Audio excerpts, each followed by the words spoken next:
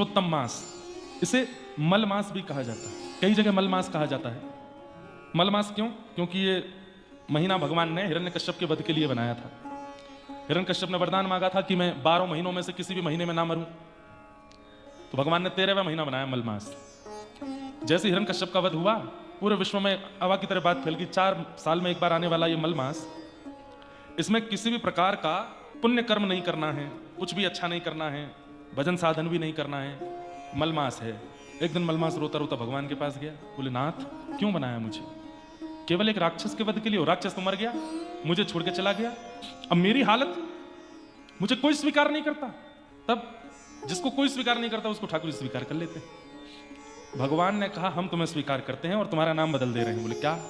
बोले कोई श्रावण मास है, कोई आषाढ़ मास है, कोई मास है, लेकिन तुम्हारा नाम पुरुषोत्तम मास, तुम मेरा ही स्वरूप हो। नहीं नहीं भगवान, लोग बाग नहीं मानेंगे, आप भले ही नाम बदल दो। अरे नाम बदलने से व्यक्ति थोड़ी बदल जाएगा, लोग बाग सोचेंगे कि नाम बदल गया है, पर मास तो मल वाला ही रहेगा। ठाकुर जी बोले हम नियम बना देते हैं। बोले क्या? अगर कोई तुमको मल मास बोलेगा तो उसके पुण्य खत्म हो जाएंगे, इसलिए अधिक मास बोल लीजिए, पुरुषोत्तम मास बोल लीजिए, मल मास मत बोलिए। जबकि है मल मास पर नहीं बोलना, ठाकुर जी ने मना कर दिया, नहीं अब इसको पुरुषोत्तम बोलना है। और अधिक मास कर दिया। बोले क्या?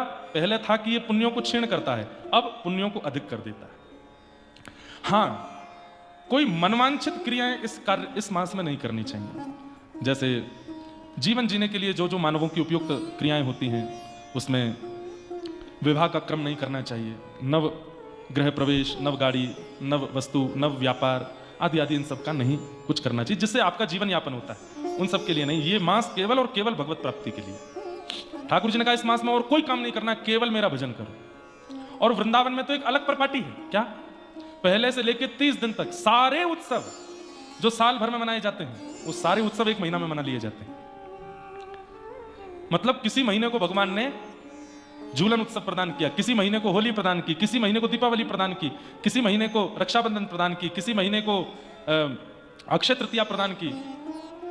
लेकिन इस पुरुषोत्तम मास को भगवान ने सारे उत्सव दे दिए, एक दिन भी खाली नहीं रहते ठाकुर जी। ये मास केवल और केवल भगवत आराधन करने के लिए है, और किसी भी प्रकार की इसमें क्रियाएं नहीं की जाती। जितना हो सके भजन करो, साधन करो, ठाकुर जी की सेवा करो।